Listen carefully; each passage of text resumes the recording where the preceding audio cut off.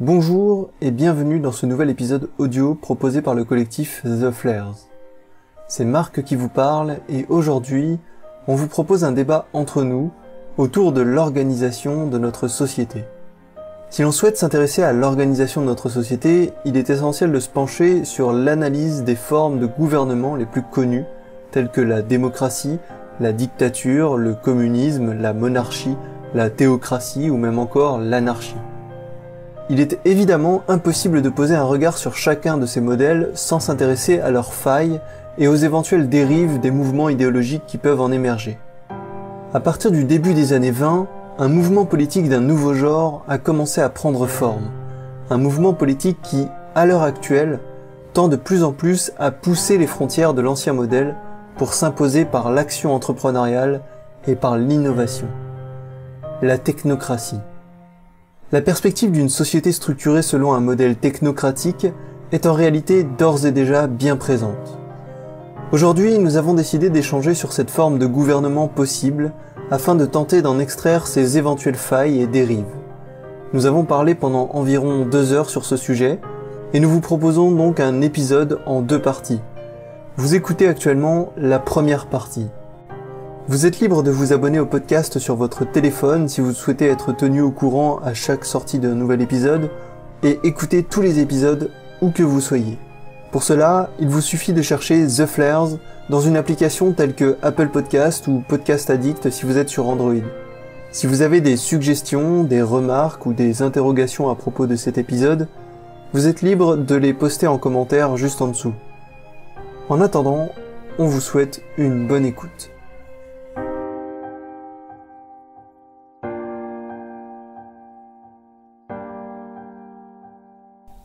Alors récemment, il y a Arte qui a sorti un documentaire qui s'appelle Silicon Valley, Empire du futur. Ouais.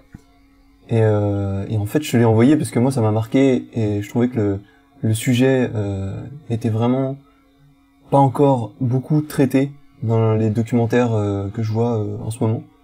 Je trouve qu'ils sont quand même allés chercher un sujet qui est sensible, qui est d'actualité, dont les gens parlent, même sans dire qu'il s'agit de la technocratie. Mm-hmm. Mais on est quand même sur quelque chose qui moi je trouve est un sujet qui devrait être beaucoup plus dans les préoccupations du moment, en tout cas beaucoup plus dans les conversations du moment, et qui est donc le sujet de la technocratie et enfin le modèle technocratique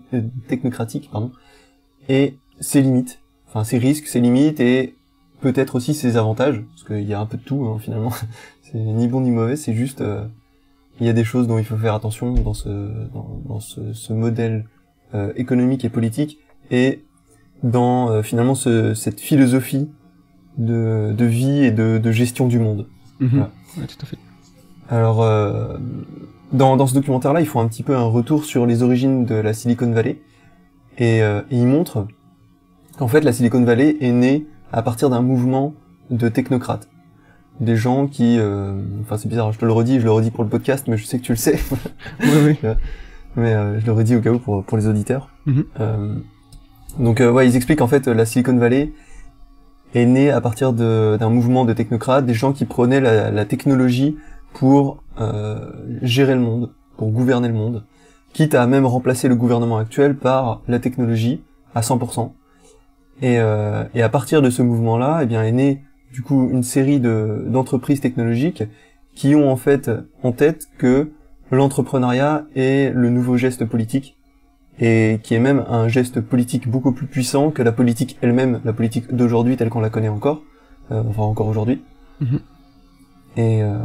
Et en fait, ça a bien entendu émergé, on sait ce qu'est devenu la Silicon Valley aujourd'hui, mais on sait pas où est-ce qu'elle va et en fait il y a un tel nombre de startups et d'entreprises qui se créent dans la Silicon Valley aujourd'hui que le mouvement technocratique a pris une ampleur phénoménale et en fait à cette ampleur phénoménale vient s'ajouter aussi une incertitude totale. C'est-à-dire qu'il y a tellement d'entreprises sur tellement de marchés différents avec tellement d'incertitudes individuelles par rapport à leur vie chacune que on sait plus du tout qui sera là dans 10 ans, qui sera encore là dans 30 ans.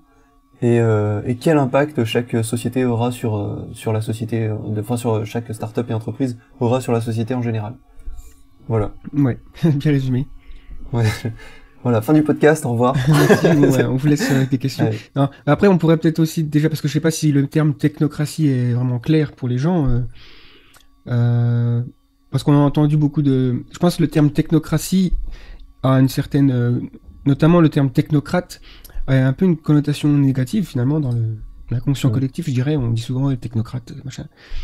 Mais je crois, selon Wikipédia, là j'ai la définition sous les yeux, la technocratie, c'est une forme de gouvernement où la place des experts techniques et leur méthode est centrale dans les prises de décision. Donc en fait, finalement, c'est une sorte d'équipe d'ingénieurs et d'experts peut-être aussi scientifiques, parce que qui parle de technologie aussi met en place, enfin, on a aussi la science qui est derrière.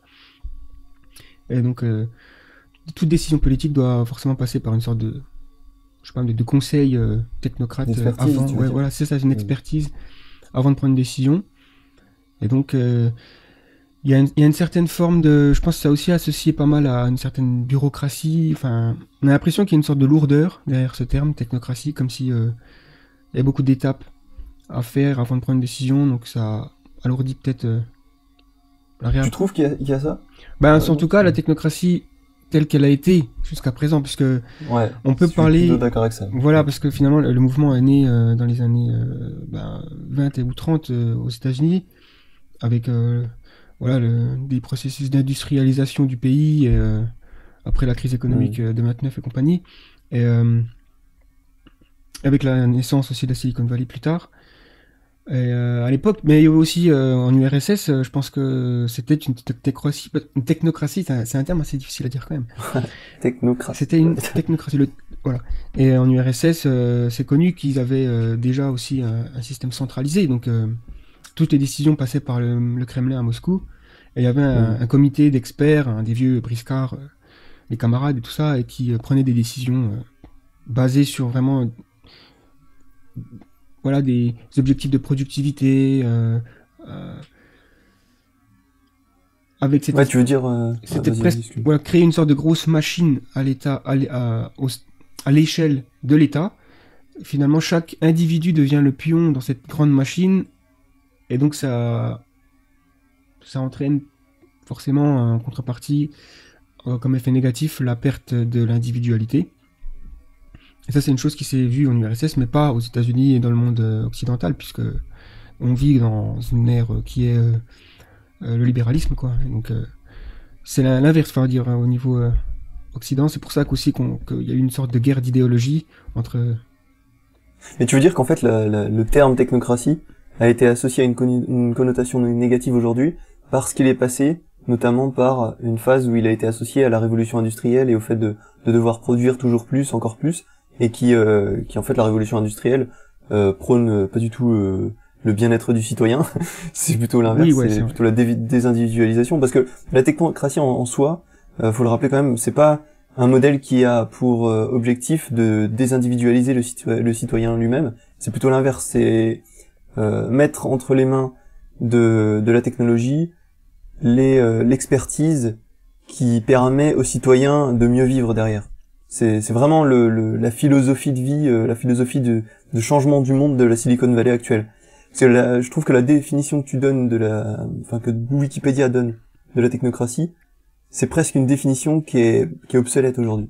Ouais, tu veux dire qu'elle appartient plus à ce qu'elle est, enfin, la définition d'avant, finalement, du XXe siècle, en fait. Ouais.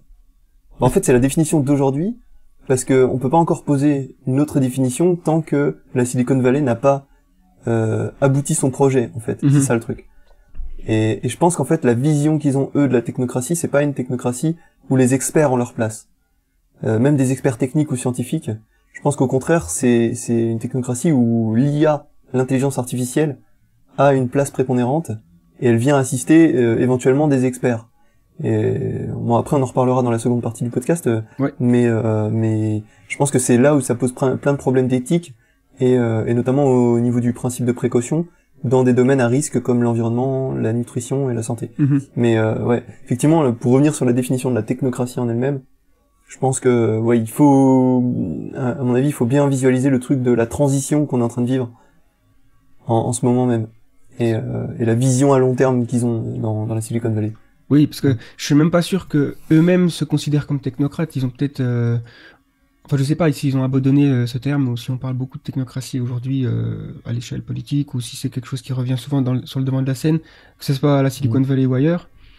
Ouais, ça se trouve, ils s'appellent les néo-technocrates ou je sais pas. Il y a peut-être un truc comme ça, mais. Ouais, c'est peut-être ça, ouais. Ouais, c'est vrai qu'ils se revendiquent pas forcément de technocrates, je veux Parce dire. que c'est vrai que quand tu m'as parlé de ce podcast, enfin de ce documentaire et de l'idée de faire un podcast sur la technocratie, ça faisait très longtemps que j'avais pas entendu le mot technocratie.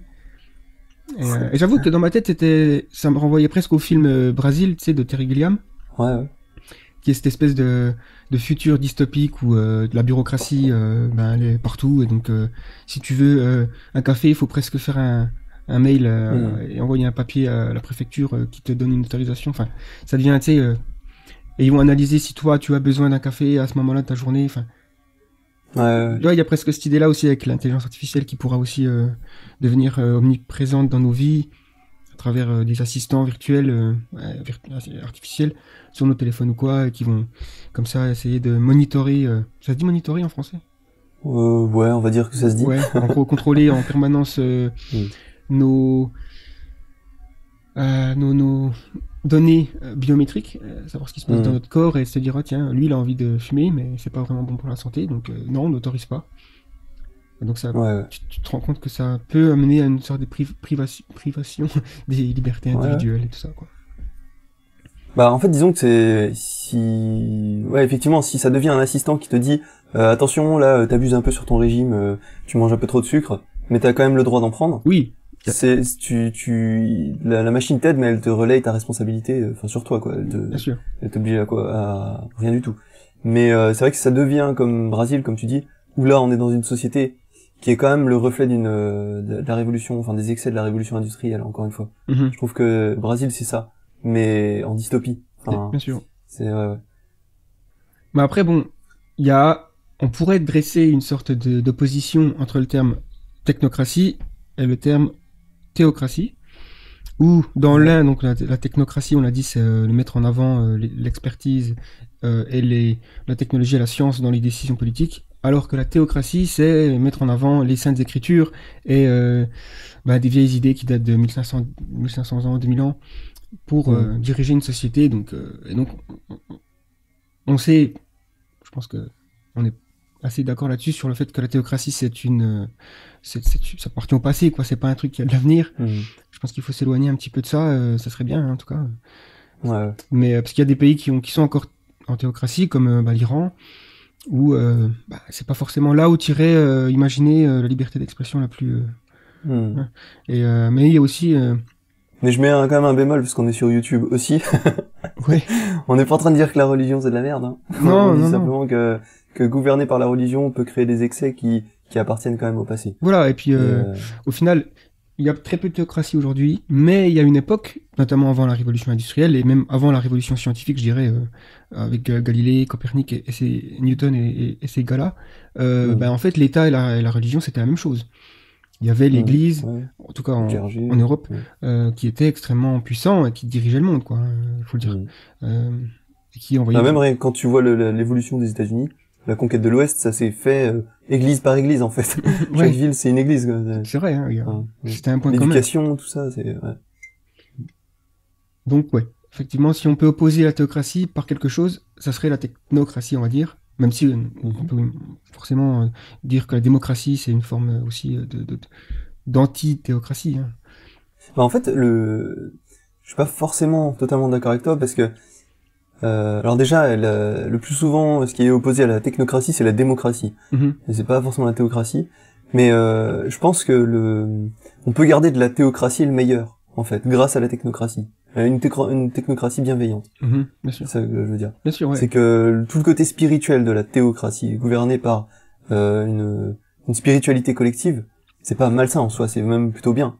Mais après, est-ce que cette spiritualité a pas besoin, justement, de se détacher des abus de certains êtres humains qui pourraient, justement, en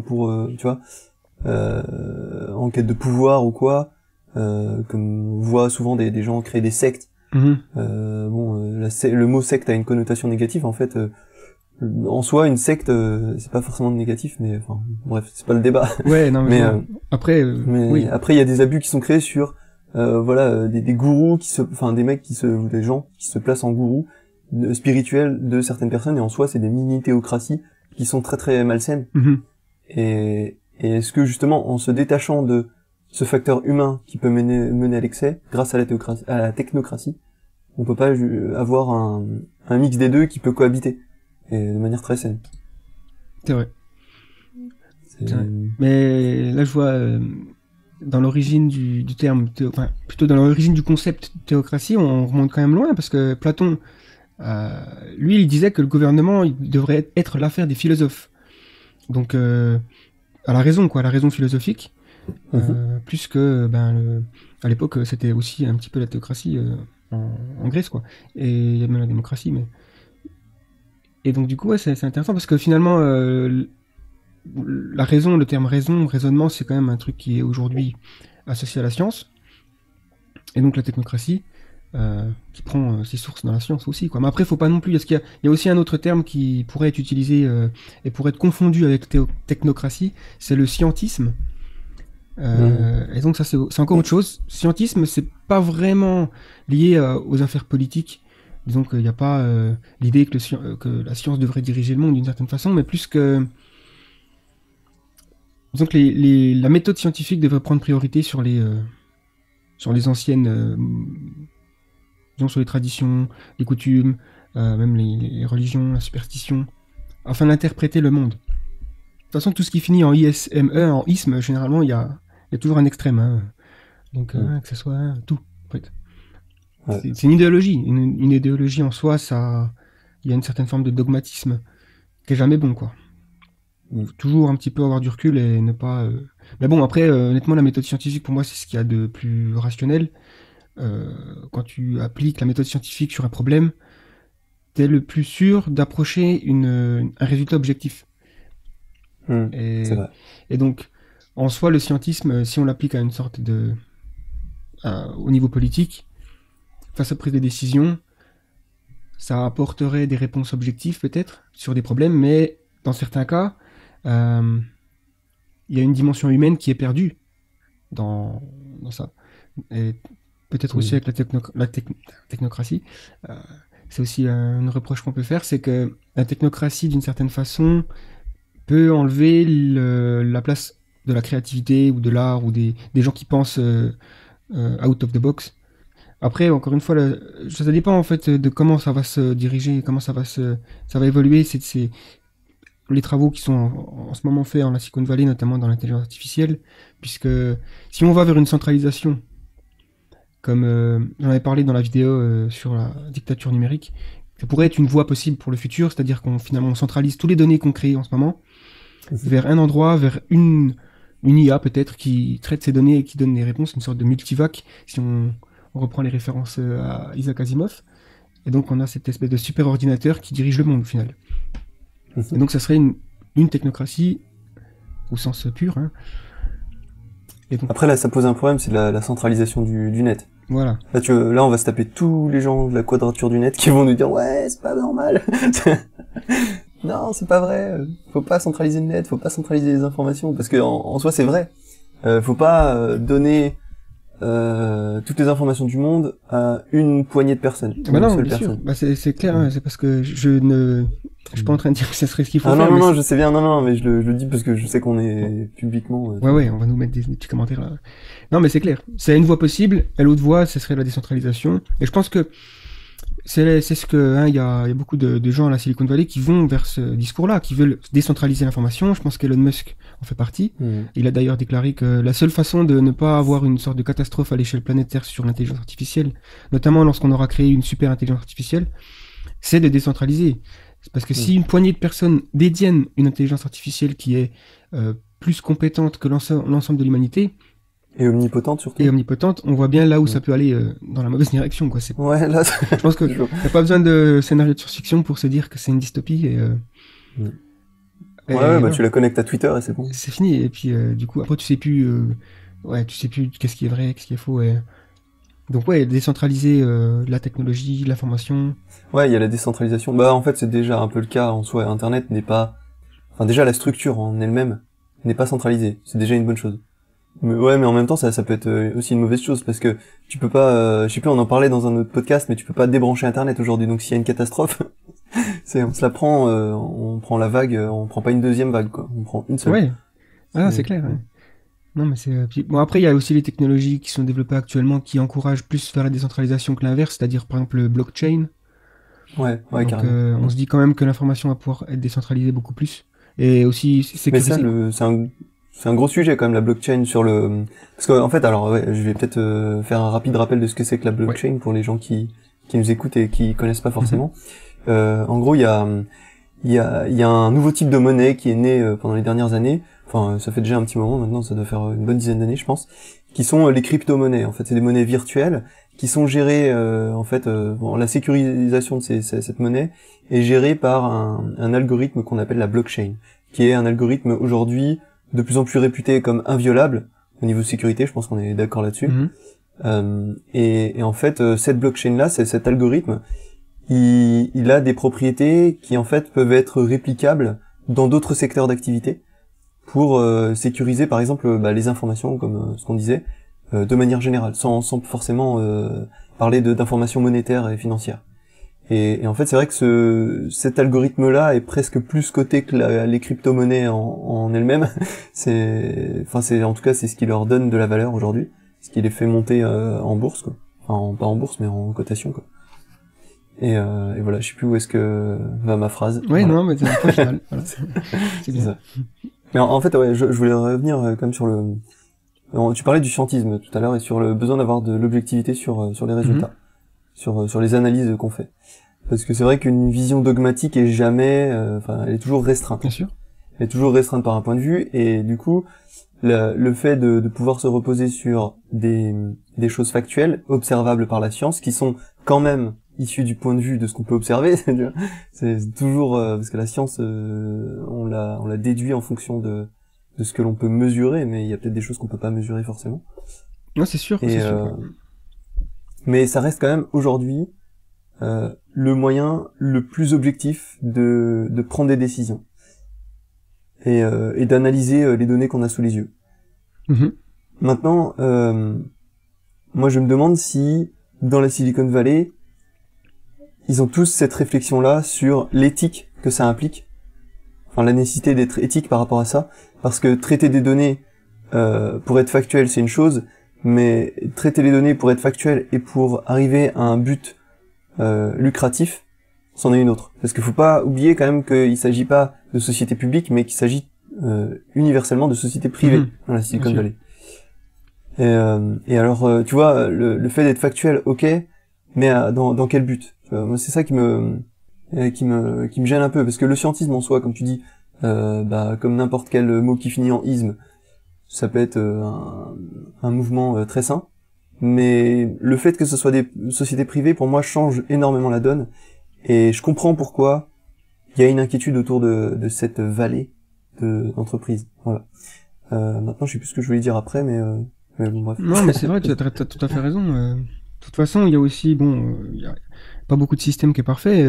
Si on prend le cas de la politique actuelle, entre guillemets, ou moderne. Ah bah c'est sur ça que je voulais rebondir. Voilà, là, on va pas dire qu'on est dans une technocratie. Il y a un petit aspect technocratique, puisque d'une manière générale, le monde, la technologie, le progrès augmente de manière exponentielle. On l'a déjà vu, on en a déjà parlé dans différentes vidéos sur la chaîne. Et je pense que ça va pas aller en diminuant. Hein. Et la politique, par définition, elle a toujours été réactionnaire, quoi. Elle réagit au monde qui l'entoure. Donc c'est souvent le cliché, c'est il suffit qu'il y ait un accident pour qu'on fasse une loi pour l'empêcher ces accidents. C'est le cas avec toi, à peu près tout, quoi. Toutes les lois, elles sont basées sur des expériences qui se sont mal passées finalement. Il y a très peu de cas où on anticipe ce qui pourrait arriver et de se dire tiens, ça serait bien de mettre une loi là. Et tu vois, du coup, ça revient sur ce que tu disais au tout début. Tu disais que la technocratie était vue comme un modèle assez lourd. Et là aussi, je suis pas d'accord parce que, je pense pas que ce soit ton point de vue non plus, mais je veux dire de manière générale, tu dis que la technocratie est vue comme un modèle lourd. Mais au final, je trouve que itérer tu vois, parce que c'est ça en fait la politique actuelle, c'est un modèle qui itère en fonction des échecs de la société et qui, en fonction de ces itérations-là, va poser des lois petit à petit pour essayer d'améliorer l'ensemble. Mhm. Sauf que au final, ça crée un monstre qui devient ingérable, et à ça tu ajoutes la dimension humaine, parce que il faut pas se le cacher, il y a, on va dire 90% des hommes politiques qui cherchent avant tout le pouvoir et la satisfaction de devenir un élu haut placé. Mais je trouve qu'en fait la technocratie pourrait nous, comment dire, nettoyer un peu d'une certaine manière cette espèce de monstre qui a été créé avec plein de lois, j'ai l'impression de voir un plat de spaghettis en fait devant moi, un truc qui a des années d'histoire derrière lui, et on ne peut plus revenir en arrière. Tu sais, en fait, il y a un truc d'ailleurs qui est assez qu'on peut mettre en parallèle avec ça, c'est le développement d'un algorithme comme un moteur de recherche par exemple. Un moteur de recherche, aujourd'hui, Google, en fait, ils ont tout un passif technologique qui les empêche tout simplement d'évoluer et de mettre à jour leur moteur de recherche de manière trop radicale. Et de nettoyer un petit peu tout leur historique pour faire quelque chose de nouveau. Parce que ce serait extrêmement risqué pour eux. Tu vois, ils vont pas repartir sur un nouvel algorithme demain, quoi. Ils ont à chaque fois des petites mises à jour, et ça, au fil des mises à jour, ça évolue très très peu, un moteur de recherche finalement. Ouais, c'est vrai. Aujourd'hui, ça s'est stabilisé. Et en fait, le modèle politique, j'ai l'impression que c'est un peu ça.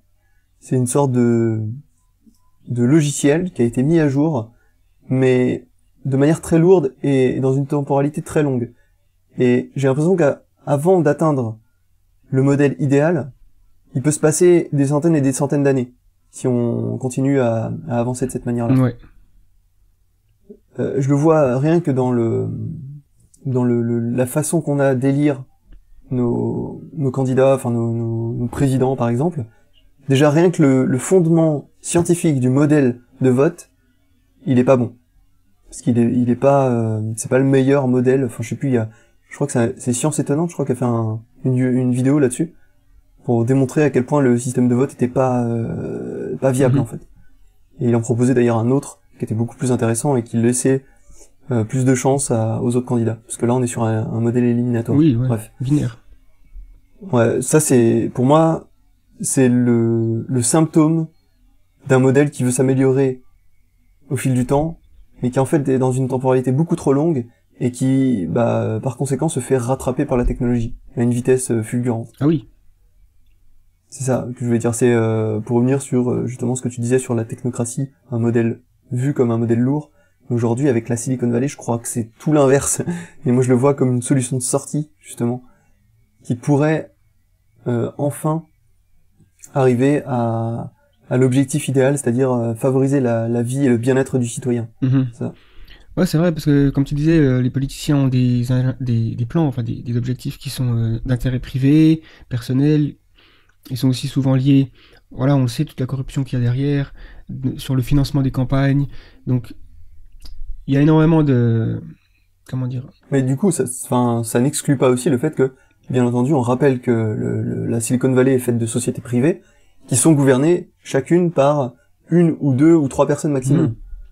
Donc, Larry Schmidt, Larry Page, Eric Schmidt de Google, ou Zuckerberg de Facebook, ou Bezos de Amazon, tous ces gens-là, à un moment donné, ils se retrouvent avec un tas d'informations sous la main, et ils sont eux-mêmes persuadés, convaincus que leur acte est beaucoup plus politique que la politique elle-même. Et tout à fait. Donc finalement, ça repose la question de qu'est-ce que tu vas faire de tout ce pouvoir qu'on te met entre les mains. Donc je suis pas en train de plaider forcément la cause de ces gens-là, à part peut-être Elon Musk, qui pour moi tient le discours le plus équilibré dans toute la Silicon Valley pour l'instant, dans tous les grands... Ouais. C'est vrai. Il a l'air d'être dénué d'intérêt personnel, ce qui est, enfin, il en a forcément, mais toi, il veut faire en sorte que ces sociétés fonctionnent. Donc de base, il va forcément prendre des décisions qui favorisent l'aspect économique aussi de ces sociétés, parce que il y a pas longtemps, je lisais des tweets ou je sais plus quoi, des articles sur Tesla, forcément en forme en ce moment, et que forcément, il y a des actionnaires dans ces compagnies-là et ils prennent des décisions sur l'avenir de son CEO, le PDG. Et donc, ce serait pas impossible que dans les prochains mois, finalement, Elon Musk soit licencié en tant que PDG quoi, de sa boîte. Bon, alors, ouais, attention, parce que faut faire attention quand même à ce qu'on lit dans la presse. Je veux dire, les TechCrunch et compagnie, c'est très storytelling. Non, mais c'est sûr. Après, faut la part des choses. Mais bon, c'est pour ça. Je pense que quand je dis que Elon Musk n'est pas dénué d'intérêt personnel, il a forcément envie de continuer ses missions. Mais ses missions, elles ont vraiment un objectif elles ont beaucoup de bénéfices. Enfin, il a l'idée d'améliorer le sort des êtres humains, quoi. Il a vraiment ça en tête depuis qu'il est tout gosse. Mais ce que tu disais sur le fait que la Silicon Valley et les entreprises, les géants de la tech finalement, ils ont tellement de pouvoir aujourd'hui qu'ils arrivent à aller contre les intérêts du gouvernement d'une certaine façon. Ça me rappelle l'histoire qu'il y a eu avec Apple et le FBI. C'était en 2016, je crois. Il y a eu un attentat terroriste aux États-Unis, comment on appelle ça en français, mass shooting, quoi. Ouais, une tuerie de masse. D'un mec apparemment terroriste. Et en gros, le FBI voulait accéder à son téléphone, c'était un Apple, un iPhone, mais ils n'avaient pas le mot de passe. Et je crois que sur Apple, il y a que si tu rentres un faux mot de passe, tu peux le faire 3 ou 4 fois et après le truc il se bloque. Et donc ils ont demandé à Apple et à Tim Cook, le CEO, qui est encore le CEO aujourd'hui, je crois,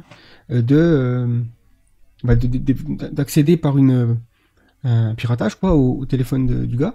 Et ils ont dit non, Apple, ils ont dit non, ce serait voilà, ils ont refusé parce que c'est une atteinte à la liberté privée. Le téléphone appartenait à ce type et le FBI a pas à utiliser les données du gars quoi. Et ça a fait un peu polémique parce que aux États-Unis ils ont quand même voilà les affaires de sécurité nationale, c'est très important chez eux. Tu vois, avec toutes les mesures qu'ils prennent depuis le 11 septembre en tout cas. Donc il y a eu des gens parce que les Américains sont très patriotes et quand tu parles de sécurité nationale, il y a beaucoup de gens qui se lèvent et qui vont dans la rue ou qui disent ouais c'est important de faire en sorte que la nation soit sécurisée. Donc beaucoup de gens sont pris à Apple en disant qu'ils n'avaient pas vraiment le droit encore une fois pas le droit, je sais pas mais c'était un peu immoral quoi de refuser l'accès du FBI parce que ça pouvait engendrer aussi peut-être si tu accèdes à ce téléphone peut-être que tu vas découvrir d'autres attentats qui sont prévus, enfin tu sais pas. Mais pour Apple, c'était ouvrir la porte à un futur qui n'était pas souhaitable, où le gouvernement entre comme ça dans la vie privée des gens. Et il y a eu l'affaire Snowden aussi, qui a pas non plus laissé indifférent ces questions-là, quoi. Ouais. Donc c'est pour dire à quel point, aujourd'hui déjà, les gens de la tech, ils font un peu ce qu'ils veulent, et ils peuvent se poser. D'ailleurs, je crois que le cas là d'Apple peut aller jusqu'à la Cour suprême des États-Unis. Je suis pas sûr où ça en est. Je suis pas renseigné récemment sur le truc, mais c'est difficile, il y a des gens qui vont dire ouais c'est normal qu'Apple refuse, il y en a d'autres qui vont dire que non, ils auraient dû autoriser l'accès des données d'un terroriste. Difficile. Après en soi il y a quand même un point que tu as soulevé qui pour moi me gêne un peu, c'est que tu dis Elon Musk, c'est un gars qui veut avant tout changer le monde en mieux. Mais en fait, factuellement, si tu regardes tous ces gens-là, à la base, ils ont créé leur entreprise pour ça. Peut-être pas Facebook, parce que Facebook est quand même né dans un certain chaos. C'est vrai. Je pense que si Sean Parker n'avait pas été là, Facebook ne serait pas ce qu'il est aujourd'hui. Ouais. Sean Parker, c'est l'ancien fondateur de Napster, l'ancien Napster, où on pouvait télécharger des musiques gratos, piratées, etc. D'accord.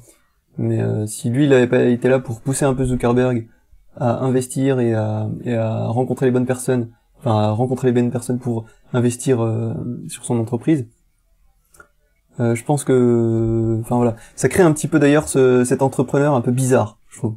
Zuckerberg, il me fait un peu peur parce que j'ai l'impression qu'il a été propulsé à cette place-là, à la place il a eu le trône de fer, mais sans le vouloir. Ouais. On sait pas trop ses intentions, parce qu'il y a beaucoup de discours. Il a je sais pas, c'est difficile de dire. Il a dit qu'il voulait nettoyer Facebook, faire en sorte parce qu'il y a eu beaucoup de scandales avec Facebook et d'une manière générale, Facebook, franchement, c'est quand même mal vu. Moi, je recommanderais à personne de s'inscrire sur Facebook.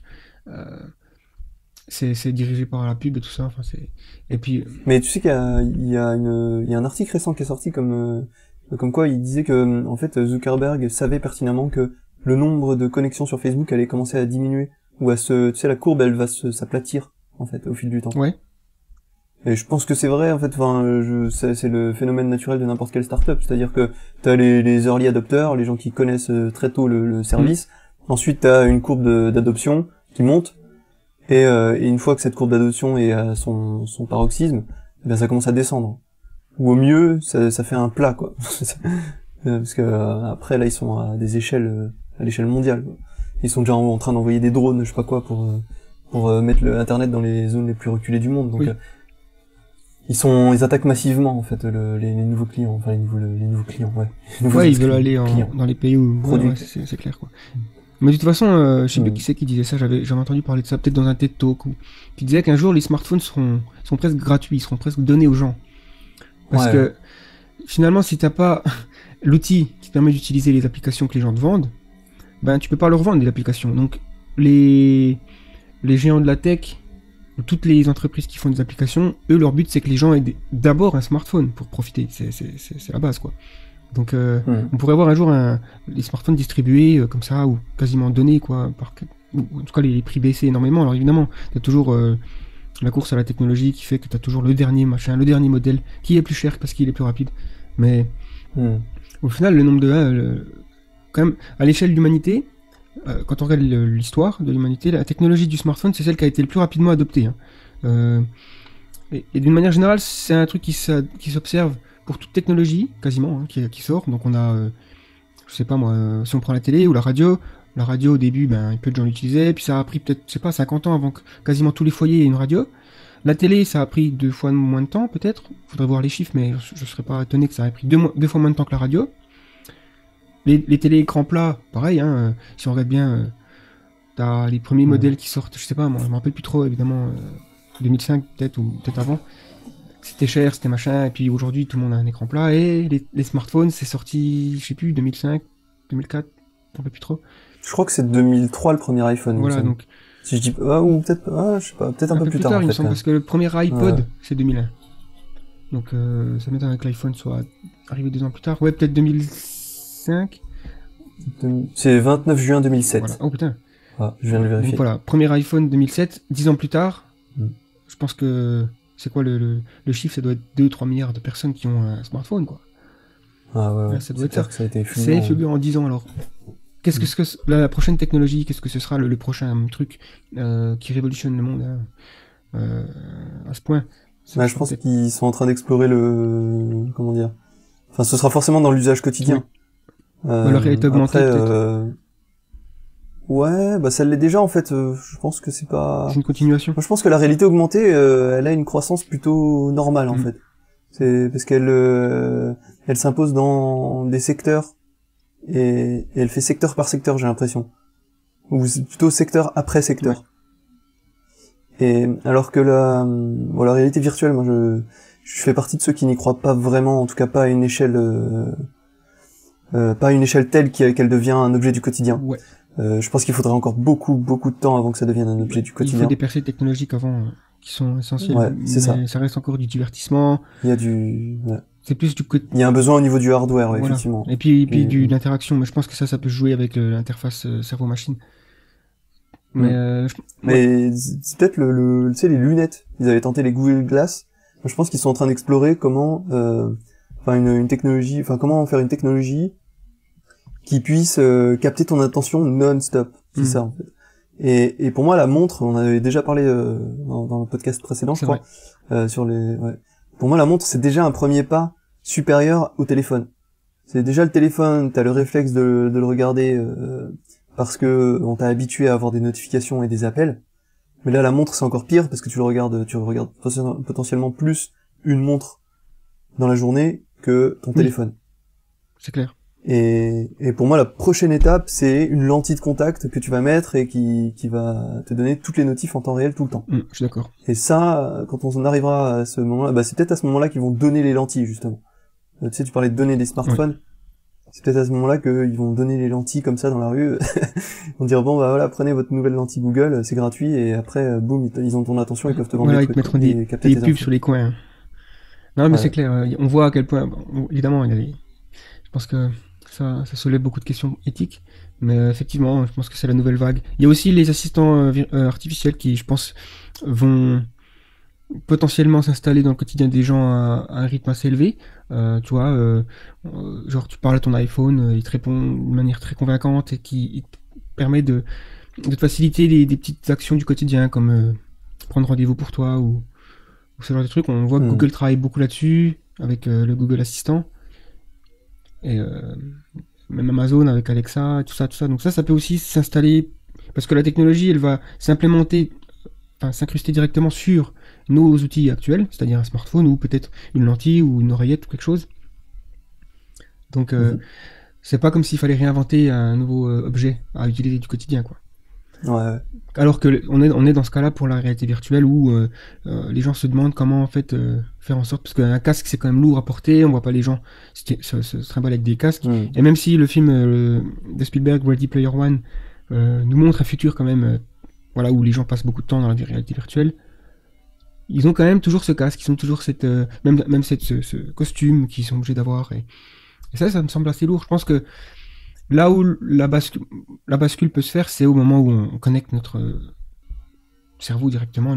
En gros, au lieu d'avoir les yeux qui captent l'information du monde réel, on aura des yeux, le cerveau qui capte non pas les yeux, mais des signaux électriques qui viennent d'un ordinateur, quoi. En gros, ça sera Matrix. Mais bon, là, on s'éloigne un peu du sujet quand même, je crois.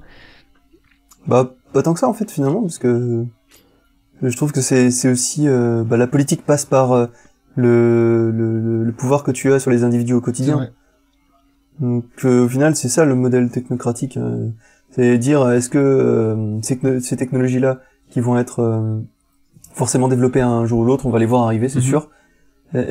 Dans quel but elles vont être utilisées? Et là, à ce moment-là, étant donné qu'il s'agit de sociétés privées qui n'ont aucun problème à faire 37 milliards par mois avec un moteur de recherche, par exemple, tu vois, c'est à quel niveau on va être de comment dire, de monétisation et de recherche de pouvoir absolu avec ces technologies-là. Ouais, c'est sûr. Vers quoi ça nous amène en termes de modèle politique et d'amélioration de la vie du citoyen, parce que ça peut améliorer la vie, ça peut être un assistant comme Alexa, mais en même temps ça peut te vendre des trucs, et finalement est-ce qu'elle est pas là la limite tu vois, entre l'assistant et entre la dictature technologique? Parce que la dictature technologique, on la voit souvent sous forme de caricature, sous forme de dystopie, comme dans 1984 par exemple, où Aldous Huxley, Le meilleur des mondes, tu vois. C'est une dictature où on t'interdit de faire les choses. Et en fait, on peut juste t'autoriser à faire les choses, à faire ce que tu veux, mais par contre manipuler ta propre responsabilité. Et là, ça devient beaucoup plus grave. Bien sûr, ouais. Parce que c'est déjà ce qui se passe en fait avec les réseaux sociaux, c'est que il y a une armée de mecs derrière, enfin de mecs, je sais pas pourquoi je dis de mecs, mais de gens, excusez-moi les filles. Il y a une armée de gens qui travaillent sur l'ergonomie et l'interface des applications mobiles et des sites internet comme Facebook, comme Amazon, pour convertir un maximum les gens. Et par convertir, j'entends pas une idéologie tu vois, spirituelle, hein, sectaire, mais presque. J'entends une façon de, comment dire, de faire en sorte que tu restes collé à ton truc, quoi, de capter ton attention sans arrêt. Et pour moi, elle est là, la dictature, en fait. Ouais. C'est vrai que elle se cache un peu sous ces traits-là. Ouais, non, c'est sûr. Les incentives, tout ce qui est économique, de toute façon, fait que voilà. Mais pour revenir un petit peu aussi au fait que la politique a toujours été réactionnaire, réactive, et non proactive, comme elle devrait être. Je pense que c'est là qu'il faut travailler le truc. Pour empêcher, entre guillemets empêcher, mais pour limiter le pouvoir des géants de la tech et des grosses entreprises comme ça qui façonnent un petit peu le monde dans lequel on vit, il faut qu'il y ait des personnes dans les gouvernements qui soient là pour envisager ce qui peut se passer. Et donc, je suis assez surpris quand même qu'il n'y ait pas beaucoup, dans les pays occidentaux, même en voie de développement, des ministères de la technologie. Tu vois ce que je veux dire? Il y a les ministres de l'économie, il y a un ministre même des énergies, tout ça. Mais c'est comme s'il y avait personne qui se posait des questions sur ce qui allait se passer. Et du coup, ceux qui se posent des questions sur ce qui va se passer, c'est ceux qui créent le monde, en fait. Qui créent la technologie de demain. Parce que, évidemment, ils ont une armée de gens qui se posent des questions sur qu'est-ce que sera le consommateur de demain, qu'est-ce qu'on va lui vendre, comment faire ci et ça. Et du coup, les politiciens, eux, ils ne font que réagir aux nouvelles technologies qui arrivent.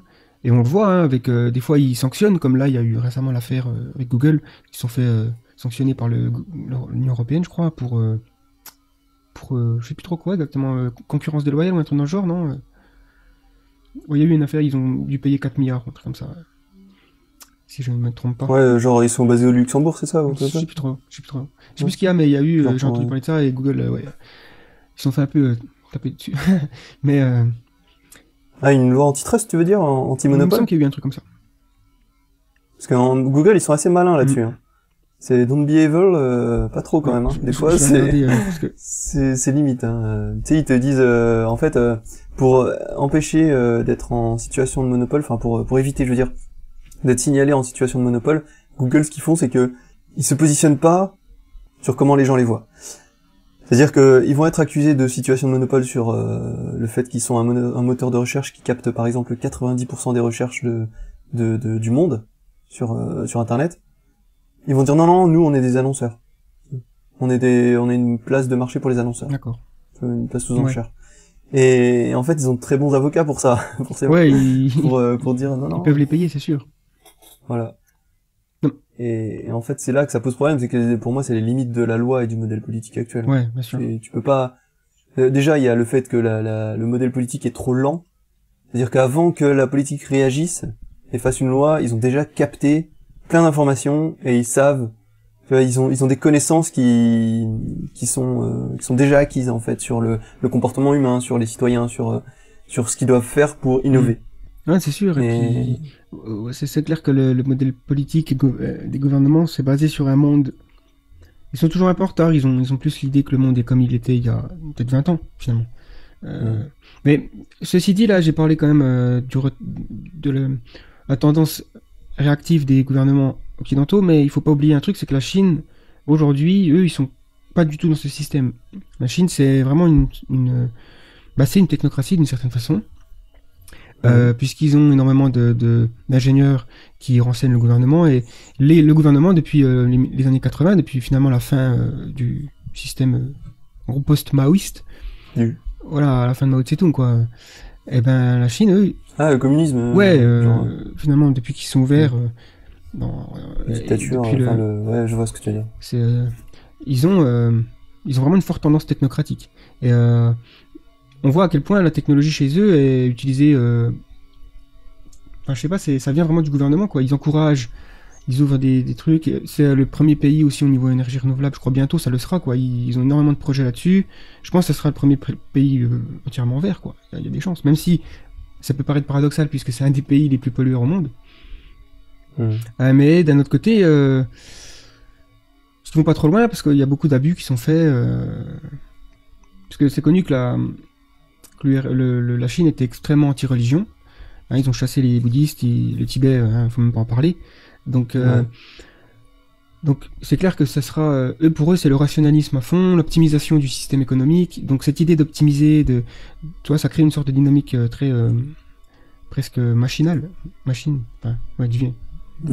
crée une sorte de grosse machine qui fait. C'est une robotisation de la société à l'échelle de la société, quoi. Ouais. Et ça amène des bonnes choses, hein, forcément, dans l'innovation et tout ça, mais ça diminue peut-être l'aspect humain dans ces décisions politiques. En fait, ce que tu veux dire, c'est qu'il faut aller chercher l'optimisation dans le bon sens. Exactement, parce que c'est bien d'optimiser. Moi, j'aime l'optimisation quand je travaille. Par exemple, j'aime optimiser ma façon de travailler pour être plus productif d'une certaine façon, et pour avoir aussi plus de temps, tu vois. Parce que l'inverse de l'optimisation, c'est la perte de temps, quoi, d'une certaine façon. Et le temps, on a envie de l'avoir pour les bonnes choses, et pas pour galérer, quoi. Et donc, c'est pour ça aussi qu'il y a les mouvements d'automatisation de la société, du marché du travail. Moi, je suis pas vraiment contre, parce que je pense que la place de l'être humain, il est pas vraiment dans les usines, et que finalement, il y a beaucoup d'emplois qui sont aujourd'hui des emplois de machines. Je veux dire, à partir du moment où une action, elle est répétée, c'est de la machine. Donc, quitte à faire, autant avoir des machines, faire du travail de machine, et laisser les humains pour ce dont on est bon, c'est-à-dire l'imagination, la création, aussi les rapports humains, les rapports sociaux, la collectivité, l'aspect communautaire, toutes ces choses-là. Après, c'est étonnant aussi de voir un truc, c'est que souvent, la Silicon Valley, il y a beaucoup de leaders dans la Silicon Valley, les patrons, tout ça, qui prônent pour une meilleure redistribution des richesses. Tu vois, c'est comme s'ils avaient quand même conscience qu'on se dirige vers un monde où on va créer beaucoup d'obsolètes, des humains obsolètes, finalement. C'est-à-dire comme je crois que c'est Yuval Noah Harari qui parle de cette classe, en anglais c'est useless class, c'est la classe des inutiles finalement. Tu vois, il y a eu la classe ouvrière, la classe... là, il y aura la classe des inutiles parce que finalement, ce sera des personnes qui n'auront plus leur place dans la productivité d'une société. Et même s'ils veulent travailler, ils pourront pas parce qu'il y aura pas. Ils auront pas de... déjà, il y aura pas de place parce qu'il y aura de moins en moins de... Le travail sera redistribué de façon de plus en plus rare. Oui. Je pense. Et voilà. Et de plus en plus qualifié dans des trucs extrêmement précis. C'est-à-dire, ouais. Je pense que même... j'avais vu un TED, je sais plus exactement où quelqu'un m'en a parlé, mais je crois que la place la moins risquée c'est finalement celle du CEO, tu vois, d'une boîte, d'une startup technologique. Donc c'est assez impressionnant. Ah non, mais je suis d'accord en fait sur le fait que l'optimisation d'une société c'est pas un mal en soi et que de toute manière le travail, le travail c'est un gros sujet, si tu veux, on en fait un autre podcast. Ouais, je pense que mais je voudrais revenir sur quand même ce que tu as dit sur le fait que les patrons de ces entreprises-là, la Silicon Valley, ils sont quand même conscients que quelque part ils font pas ça que pour le pouvoir. Et en fait, j'ai l'impression qu'il y a une mésentente entre la politique traditionnelle et leur vision du monde, dans le sens où la politique a l'habitude de réagir aux choses, comme tu dis, et eux, en fait, ils voient les choses tellement loin qu'ils se disent ce qu'on fait maintenant, c'est un mal nécessaire. Ouais, je vois. Je pense notamment à Jeff Bezos, qui est patron d'Amazon, que on a tendance à souvent critiquer, et je trouve que c'est vrai si tu regardes factuellement ce qu'il fait aujourd'hui dans la société, il est quand même un peu limite, quoi. Niveau niveau financier, niveau économique, Amazon c'est la première société à être hyper stricte sur les économies financières à faire et hyper stricte sur le service client. Et c'est les deux piliers d'Amazon, c'est faire des marges au centime près et de l'autre côté assurer un service client toujours au top. Mm-hmm. C'est les deux piliers qui font qu'Amazon existe encore aujourd'hui et que les investisseurs continuent à mettre leur argent dedans. Et qui fait aussi que Amazon continue une croissance incroyable. Bien sûr, oui. Et en fait ça émane de quoi? Ça émane de l'état d'esprit, la philosophie du gars en lui-même qui a décidé que il fallait être radin parce que si tu t'attaques à la grande distribution à l'échelle mondiale, t'as pas d'autre choix en fait. Sinon ça marche pas, point. Et en fait ça marche pas, point, te met dans une situation telle que tu vas forcément à un moment donné te confronter à la politique traditionnelle qui va dire attends, excuse-moi mais t'abuses. Et en fait, il abuse parce qu'il est en train d'innover, il est en train de faire des choses qui sont largement critiquables à l'heure actuelle, mais qui peut-être à long terme, lorsque il y aura plus d'employés chez Amazon, lorsqu'il y aura que des robots, peut-être à long terme on se rendra compte que c'était le modèle idéal finalement, mais qu'il fallait passer par cette phase de ça fait mal. Ah mais oui.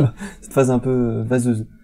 Et je suis pas en train de dire que Jeff Bezos est un saint ou quoi, je suis juste en train de dire que par rapport à ce que tu disais sur le fait que eux ils sont conscients que le monde doit évoluer dans une certaine direction pour aller mieux, même ceux qui sont critiquables au plus haut point aujourd'hui, à mon avis, ils ont cette vision du monde qui est plus saine. Et parce que un entrepreneur, je pense qu'il crée pas une entreprise juste pour se faire de l'argent.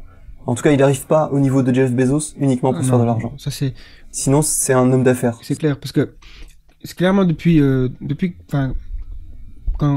pour moi, quand j'étais petit, l'idée d'un millionnaire ou un milliardaire, c'était Picsou, quoi. C'était très machiavélique. C'était une personne qui était finalement au-dessus et qui voulait faire plus d'argent, qui avait de l'égoïsme. Il y avait beaucoup de clichés négatifs. Wall Street, quoi. Voilà, ouais, c'est ça, Wolf of Wall Street.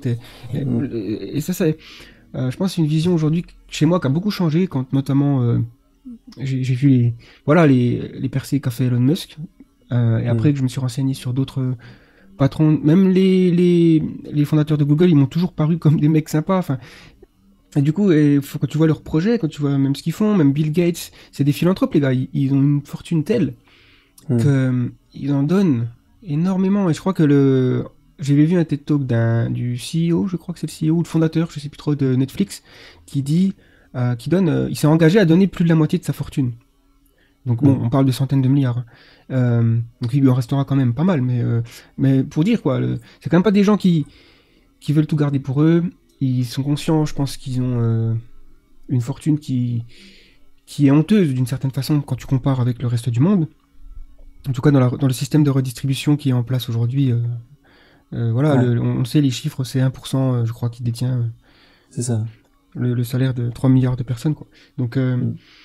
voilà, mais c'est des gens qui ont des idées sur l'avenir et ils ont le pouvoir de le faire parce que voilà, finalement, Elon Musk, grâce à sa fortune, a lancé une entreprise de voitures électriques et de fusées réutilisables et tout, et il met en place ses visions, quoi. Et il change quand même la façon dont on se comporte face aux énergies, face à la consommation.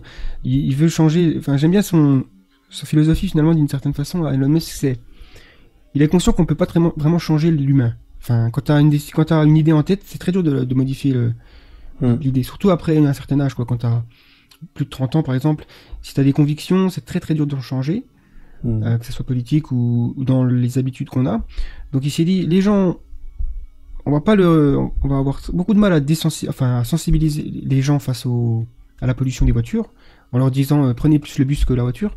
Ça, c'est un truc qui est très difficile à faire. Les gens ont envie de se dire, cause toujours, moi je fais ce que je veux.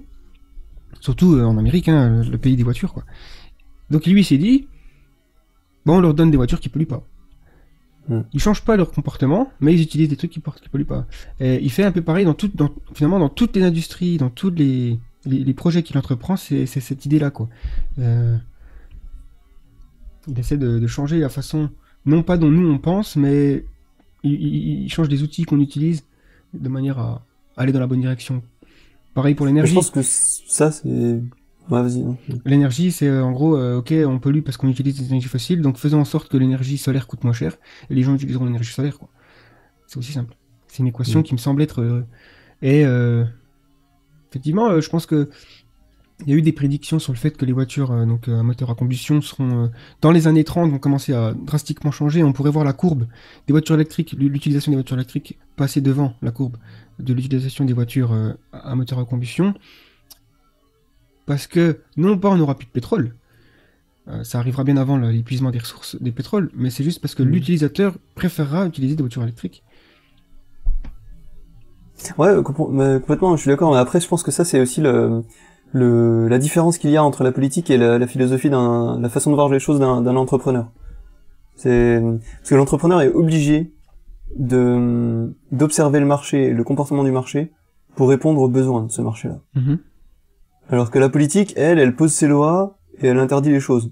Ouais. Si ça va trop loin, elle les interdit. Et en fait, c'est un peu l'antithèse de la façon de voir de voir les choses d'un entrepreneur. Parce que entrepreneur, on va pas se dire je vais éduquer mon marché, je vais éduquer les gens à faire ci ou ça. Il va se dire les gens fonctionnent comme ça, donc on va leur donner ce qu'ils veulent. Mais on va leur donner ce qu'ils veulent tout en répondant à ce dont ils ont besoin. Enfin, tu vois ce que je veux dire? Ouais, mais aussi Et- par rapport à... Voilà, il y a aussi l'idée de leur donner ce qu'ils veulent, mais aussi en répondant aux besoins de la planète, enfin, ou Hmm. des grandes questions Ouais, je de la comprends. direction de l'humanité, quoi. C'est-à-dire qu'on sait très bien que si on continue comme ça, on aura des problèmes, Va droit dans le mur, voilà, ouais. très très graves. Hmm. Donc, faut changer beaucoup de choses pour que ça marche. Et ça, c'est pas l'être humain qu'il faut changer, c'est les outils. C'est un peu Ouais, je le comprends, ouais. mode. Après, il y a une éducation, hein, je suis désolé, mais effectivement, faut que les gens apprennent aussi à être responsables. Quand tu vas te balader dans la forêt et puis que tu vois des canettes partout, tu sens qu'il y a... Hmm. Même si admettons que demain on fait du verre qui est recyclable, complètement recyclable et Mhm. biodégradable, c'est-à-dire que tu jettes une canette et la semaine d'après elle est complètement désintégrée et elle n'a Mhm. aucun aspect nocif pour l'environnement. Il Mhm. n'empêche qu'il y a quand même le geste de jeter sa canette qui reste et ça gêne. Parce que voilà, même si tu as des plastiques qui sont biodégradables, parce qu'il y a des gens qui travaillent là-dessus avec la même idée, quoi. Ils disent Mhm. les gens c'est des pollueurs, on peut pas changer ça, mais faisons en sorte que ce qu'ils jettent ça pollue pas. Effectivement, je pense que c'est une solution, c'est quelque chose. Je pense qu'il faut aller vers ça aussi. Je préférais acheter, aller au magasin et repartir avec des sachets plastiques qui sont biodégradables. Mais Mhm. et si, voilà, ça serait mieux. Et ce serait bien que les sachets plastiques se transforment en nourriture pour poissons. Ah ouais, bah là, ça serait encore mieux. Ce serait, ouais. Parce que, Mais ouais, non, tu vois ce que je veux dire, quoi. on les jette dans l'Atlantique, comme ça nourrit les poissons. Tout à fait. C'est vrai qu'on sent finalement que, d'une certaine façon, les entreprises ont presque plus de pouvoir que les gouvernements. Carrément. Mais en fait, ce que je comprends pas, c'est pourquoi le geste, ça te gêne tant, parce que finalement, ce geste, il est gênant parce que les canettes sont pas biodégradables. Mais si on omet le fait de sensibiliser les gens et que d'un coup on remplace toutes les canettes, enfin ce qui n'arrive pas en pratique, mais c'est une hypothèse. Un exercice de pensée, ouais. Genre on enlève toutes les mais les canettes, on les remplace d'un coup par des canettes biodégradables. C'est-à-dire que ce geste finalement, il y a plus besoin de sensibiliser les gens dessus. Il y a plus de conséquences directes, ouais. Bah, ce qui me gêne, ça reste une certaine forme de manque de respect peut-être pour l'environnement et qu'on considère que c'est une poubelle, peut-être, enfin je sais pas, il y a quelque chose qui me... C'est une question d'éducation aussi, peut-être. Je pense que c'est peut-être un passif que... Parce que c'est sûr que même jeter, finalement, des fois, toi, tu te balades en forêt, tu manges une pomme, tu jettes le trognon. Voilà. Mais d'un autre côté, ça, c'est un geste qui... parce que je sais que le trognon de pomme, il va être apprécié par les fourmis, ou... enfin, je vais faire plaisir à la nature, quoi. Alors que, peut-être que si les canettes qu'on boit, elles sont après mangées par les insectes, alors là, effectivement... donc l'idée de faire peut-être des canettes en pommes, mais bon, là, ça se gardera peut-être moins. Où est-ce que ce podcast va? Non. On va lancer une nouvelle boîte. On va faire des canettes en pommes. Mais du coup, faire du cidre, ça aura, tu vois, ça prendra plus de sens. On fera du cidre dans des canettes en pommes. Mais mon idée de sachets plastiques biodégradables qui nourrissent les poissons, c'est pas con. Ouais, non, il faut en parler à Elon Musk. Le 8e continent, là, le continent de plastique dans le Pacifique. Ah ouais, j'y étais en vacances, c'est pas mal là-bas, il y a une belle vue. Ouais. Les plages sont belles. Super. Non, ça craint. Non, mais c'est ça, il y a un aspect. Mais bon, je pense que dans le futur humain regardera notre époque en ayant honte quand même, je pense. Tout comme nous, on a honte aujourd'hui de la chasse aux sorcières ou des trucs comme ça qui étaient faits, ou l'esclavage, ou tu vois. J'espère. De toute façon.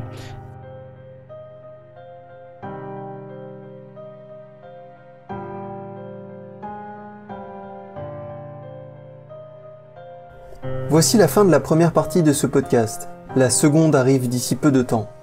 En attendant, on vous rappelle que vous êtes libre de partager vos suggestions, remarques ou interrogations directement dans la section commentaires. À très vite pour la suite.